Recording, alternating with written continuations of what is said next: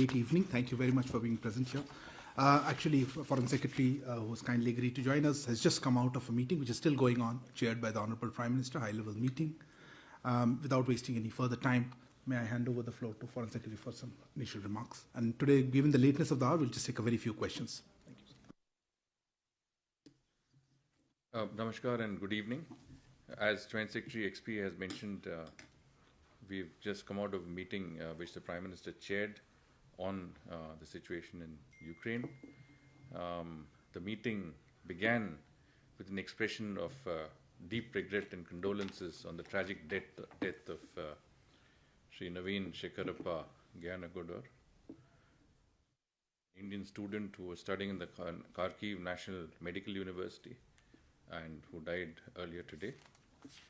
The Prime Minister conveyed his deep anguish on the loss of the life of an Indian national. As you can imagine, we remain very concerned about the situation in Kharkiv, Sumy, and adjacent areas which are currently in a conflict zone. Earlier this afternoon, I separately called in the ambassadors of Russia and Ukraine. You would recall that the last time we had a briefing 2 days ago, I did convey to you that I had called in the ambassadors to emphasize to them the need for protection of our citizens, in particular students who are in the conflict zone. They had been given assurances in this regard. Today, I reiterated strongly our demand for urgent safe passage for all Indian nationals who are still in Kharkiv and other cities in the conflict area.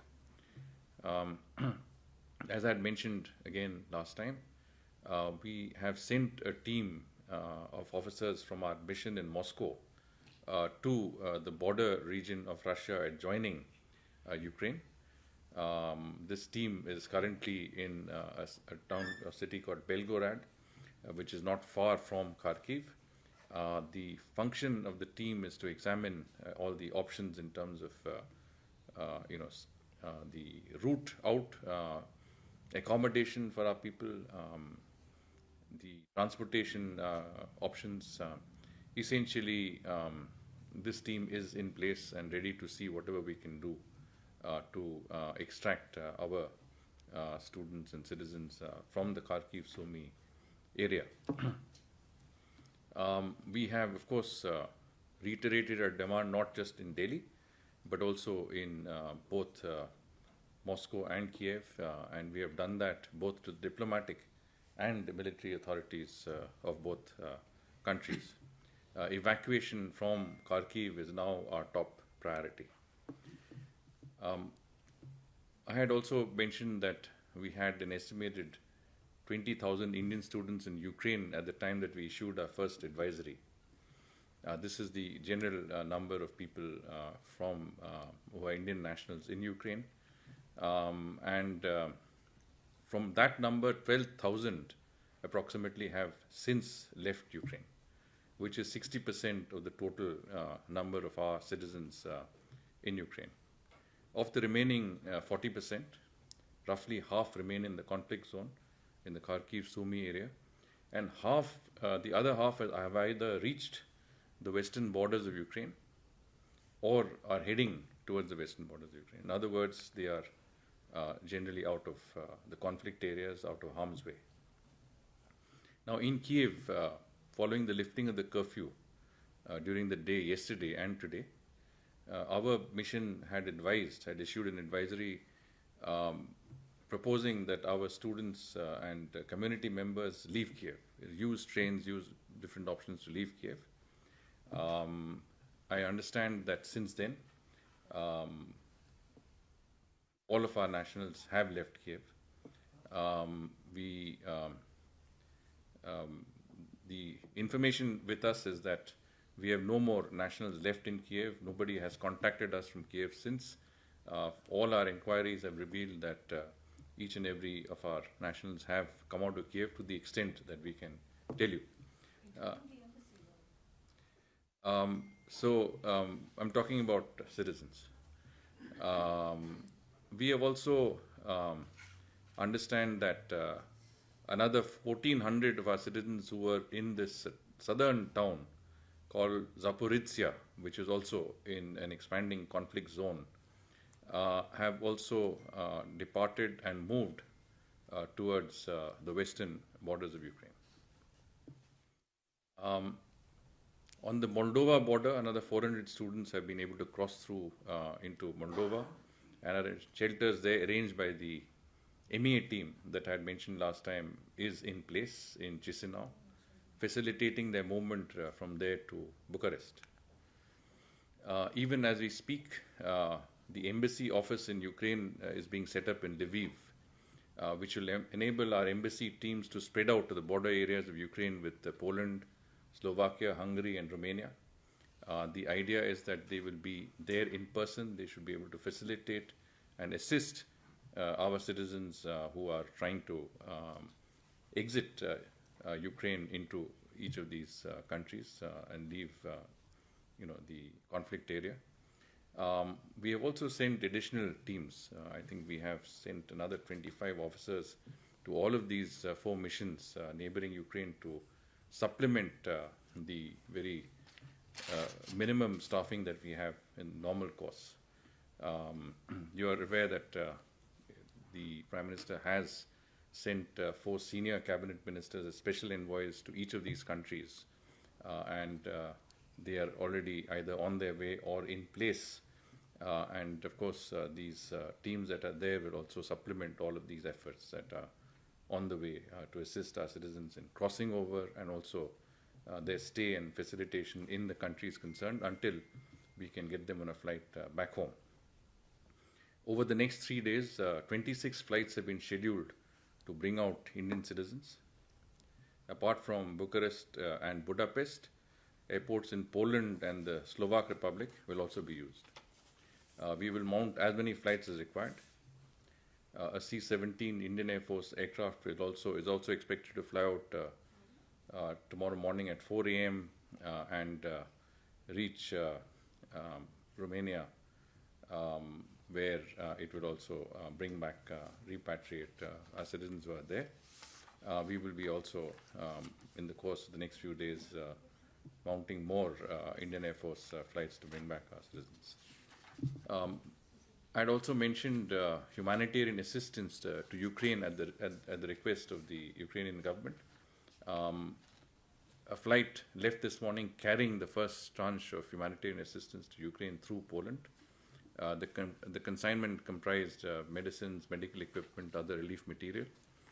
Another flight tomorrow will carry a second consignment, also through Poland. And besides medicines, we have a number of other items that are also there, which are all for the use of humanitarian use in Ukraine. You are aware that Prime Minister yesterday had spoken to his counterparts from the Slovak Republic and Romania to seek their assistance in continued support to our evacuation efforts.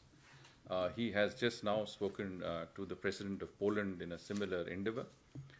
He has also received calls, and this happened as we were at the meeting, from the President of France and the President of the European Union Commission, Charles Michel. So in a sense that, we are certainly reaching out diplomatically to all concerned to ensure the safety and security and protection of our citizens in Ukraine. I think we have examined every possible option. The safe passage that we are seeking is very, very important. I'd emphasize to both the Russian and the Ukrainian ambassadors the importance of providing this corridor, this option to enable our citizens to leave Kharkiv and Sumy. And I think the ambassadors recognized the necessity of getting our citizens out of this conflict zone. And we will be in touch with them in this regard. Thank you very much. Sir, look, I will take a very few questions. I saw your hand first, we'll take 4 rounds. Okay. Sir मैं मनीष हूँ TV9 Bharatvarsh से. एक बात जो समझ में नहीं आ रही है कि हम लोग लगातार विजुअल्स देख रहे हैं कि सारे एग्जिट पॉइंट पे बॉर्डर पे सैकड़ों स्टूडेंट्स हैं और जो संबंधित जितनी भी कंट्री है, चाहे रोमानिया हो, पोलैंड हो, या ये सब कह रहे हैं कि हम देने को तैयार है। फिर आखिर दिक्कत क्या हो रही है, क्यों स्टूडेंट्स एग्जिट पॉइंट से बाहर नहीं निकल पा रहे? क्या यूक्रेन साइड से कुछ प्रॉब्लम है? उस पर कुछ अगर आप क्लियर कर सकें। Sir, you made two ambassadors, Russia and Ukraine. What is their assurance? Are they going to coordinate for giving us safe passage? And why they are not, leaving the whole, immigration process when the whole country is at war? Why they are blocking the people from going from Ukraine to another country? Shringla. Sir, about Naveen, according to the information that you have, what exactly happened to him? Yes, sir. And secondly, is there any effort to get the body back as his father has requested, and I think the Chief Minister has also said he's trying to do that. Is it feasible to get that done in the situation that we are now? Foreign Secretary, just wanted to ask, thus far India has abstained from all resolutions that have been seen as criticizing Russia. In the aftermath of today's incident where an Indian student has been killed in what appears to be Russian shelling in Kharkiv, is India reconsidering its position at the United Nations? Thank you. Madam, yeah. Please introduce yourselves, I notice. Sir, Polemy from India Today. You mentioned about our team being positioned at Belgorod in Russia, which is about 100 kilometers from Kharkiv. What is the problem that we're encountering in having a safe passage towards Russia to get our students out from Kharkiv, from the eastern side? Last question then. News 18 India से नीरज हूँ sir. आपने कहा कि करीब 4000 लोग सूमी और खारकीव में हैं। खारकीव से कुछ छात्र ऐसे हैं जो हमारी जानकारी में भी है, जो लोग बाहर निकले हैं। तो अगर आपने रूस बॉर्डर पे लोगों को लगाया है, टीम भेजी है, तो फिर वैसे छात्र जो अभी भी कोशिश कर रहे हैं कि दूसरे हिस्से में जाएं, तो उन्हें कोई खतरा नहीं, क्योंकि 100 लोग जो हमारी जानकारी में निकले हैं, वो भी हो सकता था कि वो भी किसी डेंजर जोन में आ जाए। Thank you, sir. Over to you.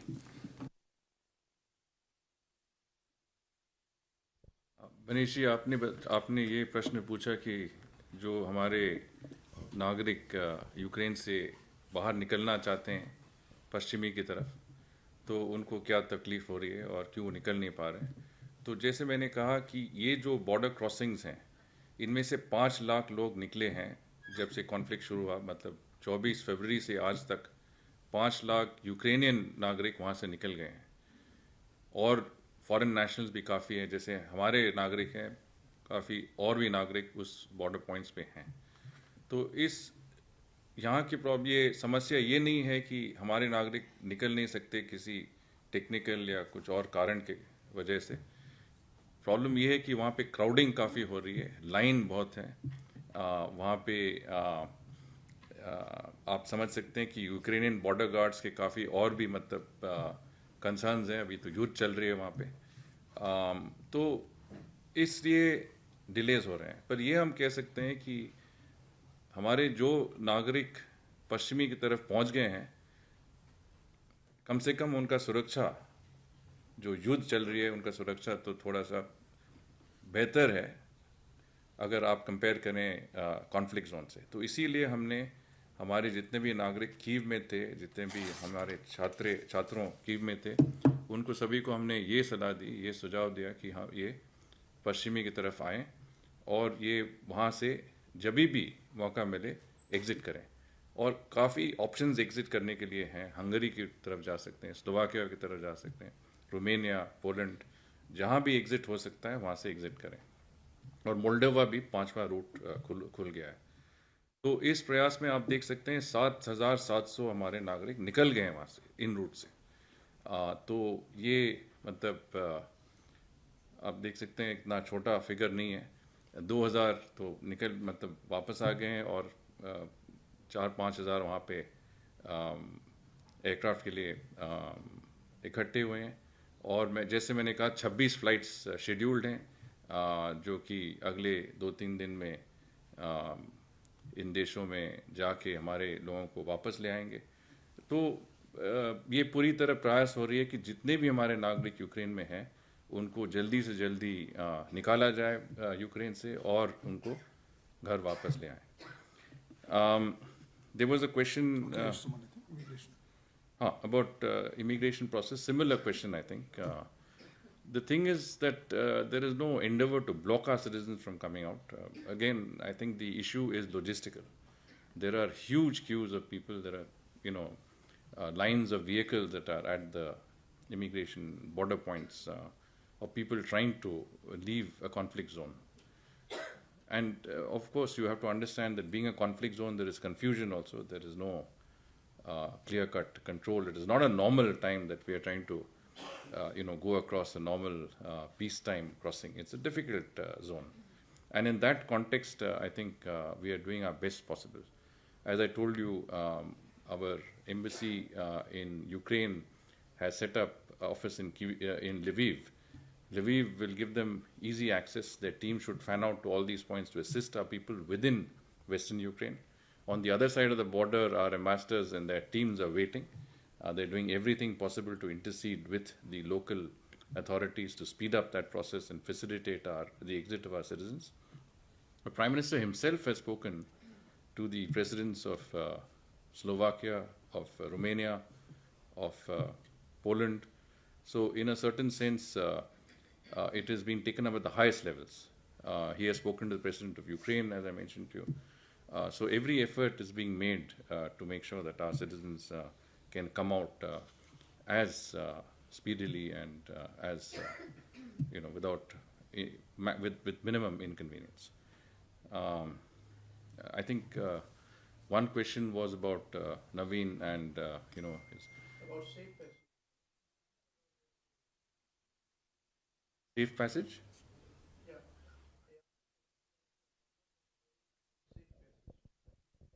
Well, it is a fluid situation. We have absolutely strongly and emphatically asked them to create this safe passage. But there is a war going on, and we will have to make the best of a situation that we can, find a way. I think that our interlocutors, both in Russia and Ukraine, understand that, and we will try and continue to press them to enable us to withdraw and evacuate our citizens in good order. Now, Naveen, of course, he was a fourth-year medical student at the National Kharkiv Medical University. He had, from what we understand from his friends, had come out to buy some groceries. He was at a shop and a line when he was hit. I don't know how. I mean, the circumstances are not absolutely clear. But this is, obviously, there is a fair amount of, I would say it is a conflict zone, and it's a very unfortunate situation. His body has been taken to the morgue in the university, been identified. Did speak to his parents earlier today in Karnataka, conveyed our deepest condolences. And of course, I think we will not only try and evacuate our nationals from that area, from that conflict zone as soon as possible, but also bring back Naveen's body. So we are in touch with the local authorities in that regard as well. Now, how did, I think one question was, some of our people have exited from Kharkiv. 100 people have taken a train to the west. Others also tried to take it, but they could not because the circumstances prevented it. Because it's as again, want to emphasize, it's not a static situation. It keeps changing all the time. And, there were risks associated, they went back. Again, we have also emphasized that, to the extent possible, stay safe and stay secure. There are bunkers, there are shelters. It's important to stay safe until there is a possibility that we can evacuate you from that difficult area in a conflict zone. There was I think...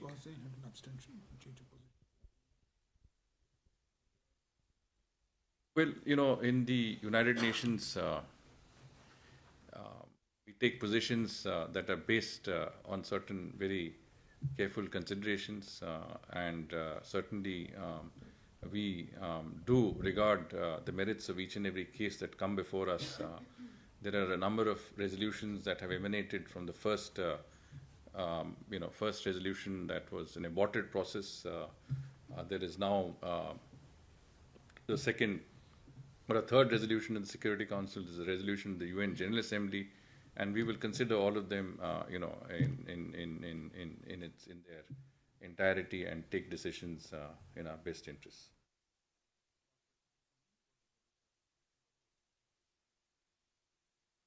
I think Paulomi's question was that is there a problem in Belgorod? The point is that Belgorod is the closest city to Kharkiv in that area, which is why our team is positioned there. At this point of time, I think it is planning and contingency planning, preparing for that eventuality, which we hope will be very soon, when our people can exit these areas, right? I mean, whether they exit westwards or they exit eastwards, we should be prepared either way, and we are making plans whichever way is possible. Wherever there is an opening, wherever there is that option presents itself, I think we will seize that moment. Thank you. Specifically in relation, is there a problem creating that passage from Kharkiv to the Russian border? Well, the problem is the ongoing conflict. I mean, there is a fairly intense conflict as we speak. You have been watching it on television. We have been getting reports of that conflict. That conflict is intensifying, and whether it's in Kyiv or in Kharkiv, and we have to see what we can do.